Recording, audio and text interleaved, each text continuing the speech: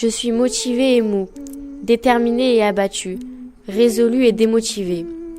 Mais je suis obligé de me forcer, mon cerveau me dit que je dois travailler, mais mon corps me dit que je suis fatigué. Ce que je ressens et ce que je pense, la contradiction est là.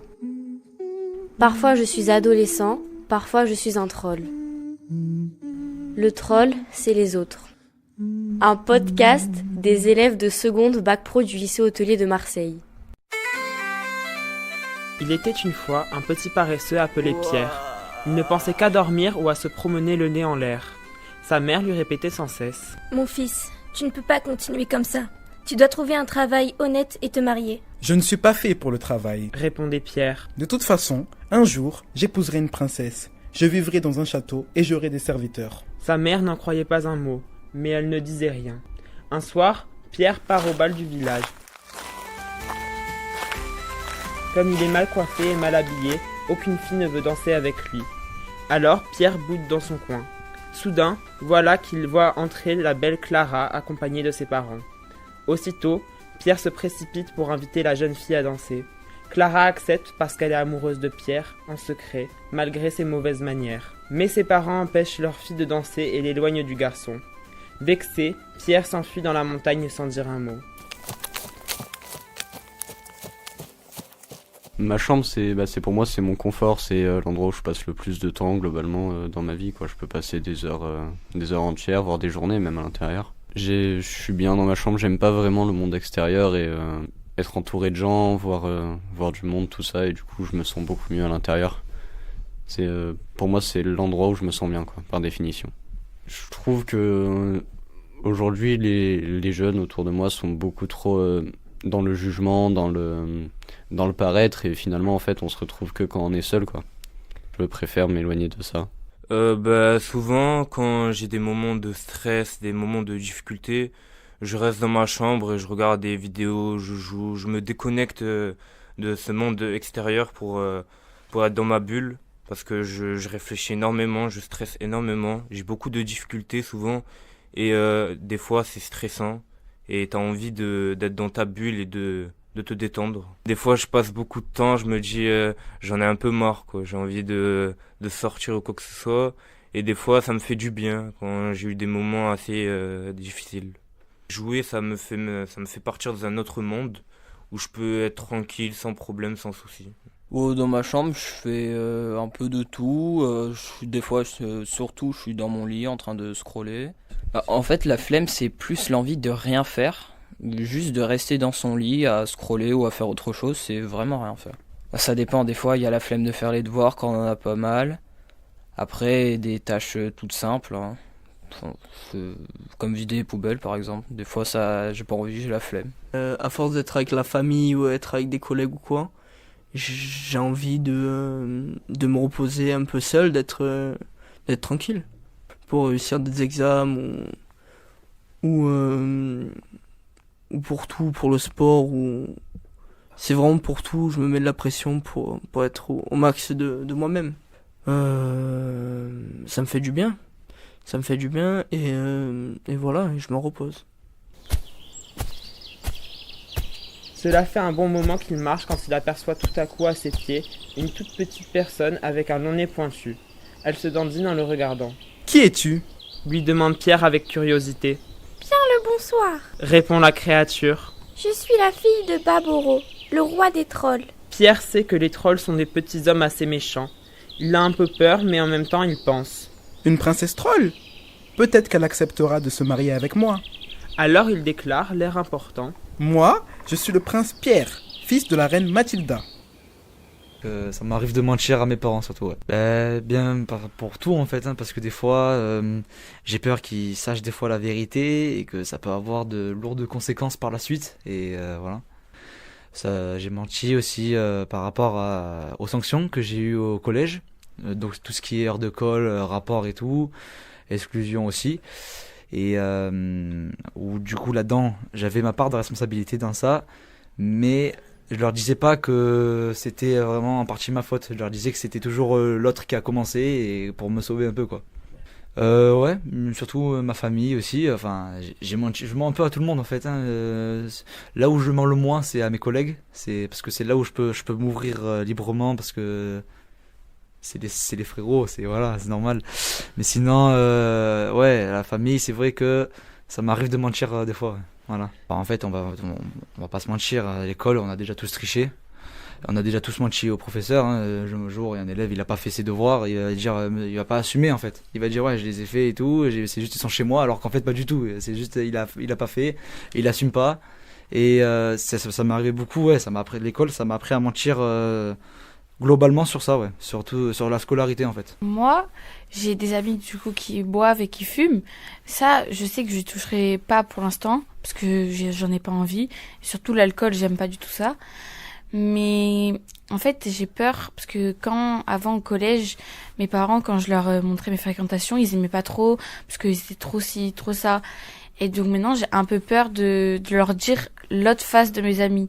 Je leur parle que du bon côté, qu'ils sont gentils, qu'on rigole, qu'on parle et tout ça. Mais je leur dis pas le reste, qu'ils fument, qu'ils boivent, tout ça. Ben, j'ai peur de leur réaction et qu'ils me disent non, mais c'est pas des bonnes fréquentations, Alice, tu faut que t'arrêtes de traîner avec eux, parce que ça c'est déjà arrivé au collège, et alors que je m'entendais très bien avec ces amis-là, quoi.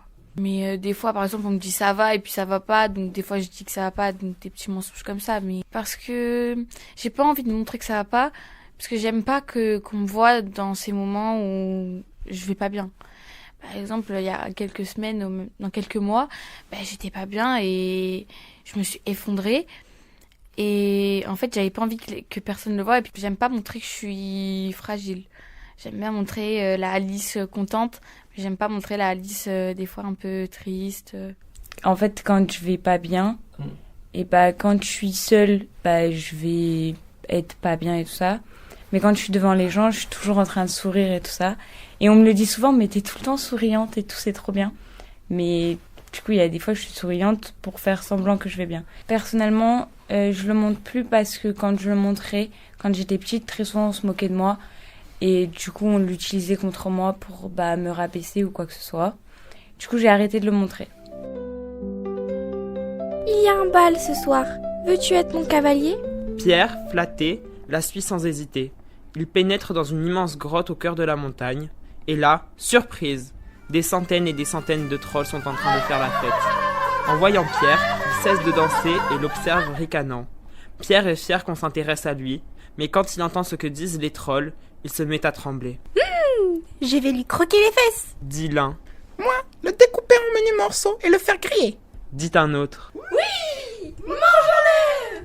Peu à peu, ils entourent le pauvre Pierre en sautillant et en se léchant les babines. Heureusement, le roi Baboro ordonne le silence. Silence! Ainsi, tu es prince. Dit-il au garçon. Oui, Répond Pierre bravement. et je voudrais épouser votre fille. Pour cela, il faut que tu passes des épreuves. Attention, si tu échoues, tu seras mangé. À ces mots, tous les trolls tapent du pied, frappent dans leurs mains en poussant des cris qui donnent des frissons à Pierre. Première épreuve, Dit le roi. tu dois porter une queue comme nous. Pas de problème. Répond Pierre. Aussitôt, un troll va chercher une grande queue poilue et l'attache au derrière de Pierre. Hurlent encore les trolls. Par exemple, les habits, souvent quand si on met des trucs qui sont chers ou pas, il y en a qu'ils vont pas accepter. Si par exemple tu t'habilles à Kiabi qui est un magasin pas cher, tu seras peut-être pas accepté dans le groupe parce que eux ils ont des sous, qu'ils achètent des habits chers. Personnellement, dans le cadre de l'amitié, pour moi, une vraie amitié, t'as pas besoin de changer quelque chose, changer ta personnalité, changer ton style vestimentaire, ta manière de parler, t'as pas besoin de changer ça pour être ami avec quelqu'un ou quoi. Pour moi, c'est pas ça l'amitié. Je m'habille comme j'aime, en soi, genre je cherche pas des trucs. Encore une fois, moi je suis pas dans l'acceptation. En soi, moi, on m'a toujours fait des critiques par rapport à mon style vestimentaire ou quoi. Moi, ça m'est toujours passé outre. Il y a beaucoup le regard des gens. Certaines personnes se soucient beaucoup du regard des gens. Et ils veulent vraiment qu'il y ait que des regards bons autour d'eux. Qu'on ne dise pas que lui, il a pas des vêtements de marque, que c'est des vêtements pas chers, tout ça. Par exemple, si on se balade dans la rue, on parle, par exemple, français, les jeunes vont penser qu'on est quelqu'un du Nord. Et du coup, ils vont peut-être mal nous traiter. par rapport qu'on n'est pas de Marseille. Et du coup, ils vont se moquer de nous peut-être.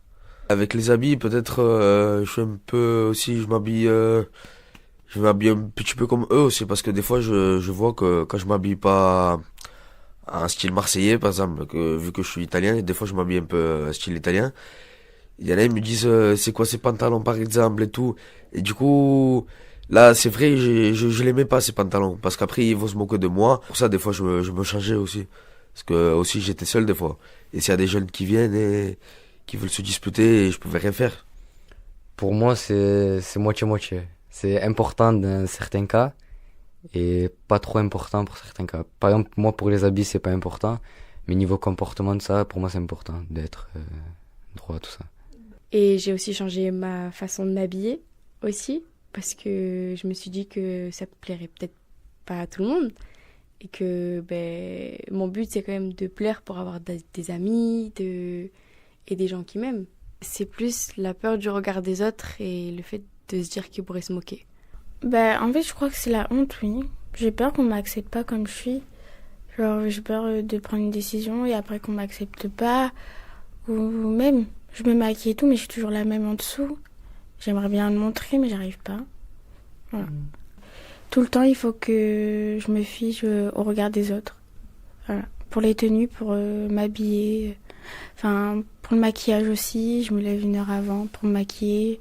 Juste pour le regard des autres, c'est compliqué, oui. Avant, je me levais 2 heures avant, donc 4h30. J'y arrivais plus. Je dormais en cours, c'était n'importe quoi. Pour me maquiller, pour ressembler à toutes les filles qui étaient à l'école. Pour pas qu'on me différencie ou pour pas qu'on me juge en fait. Voilà, le physique c'est tout pour moi. Parce que si je grossis un peu, je crois que tout le monde va le voir. Donc je me fiche vraiment au regard des autres. Enfin, je vis pour les autres en fait, pas pour moi. Pierre est de plus en plus fier. Mais ce n'est pas encore fini. Tu vas maintenant danser et chanter avec mon peuple, ordonne le roi. Trop facile, se dit Pierre en rejoignant les danseurs au milieu de la piste. Mais lorsqu'il voit les trolls s'agiter dans tous les sens sur la musique, il éclate de rire.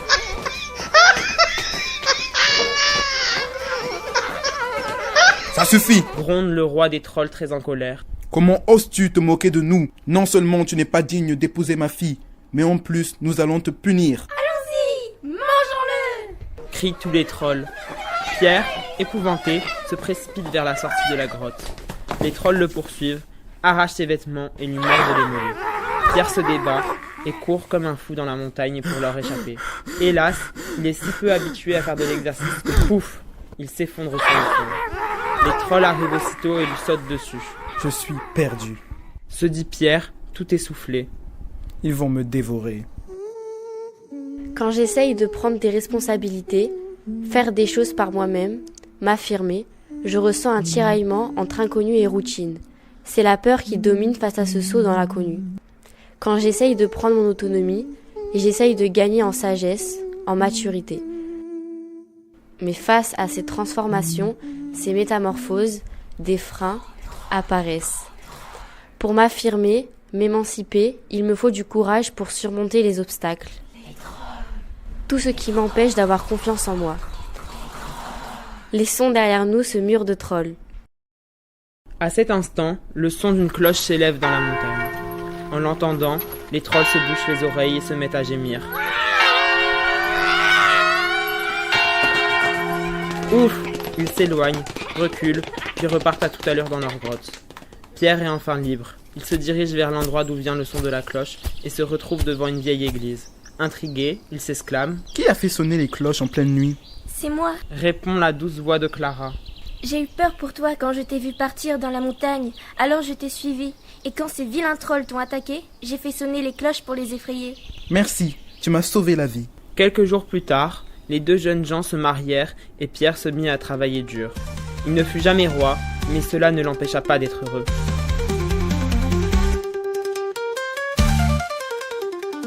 Ce podcast, Les Trolls et les autres, a été réalisé par Walid, Dorian, Lénie, June, Lisa, Aiden, Chtamon, Laureline, Léo, Giuseppe, Lisandro, Noah, Julie, Alice, Iris, Léa, Sofiane, Lucien et Alexis.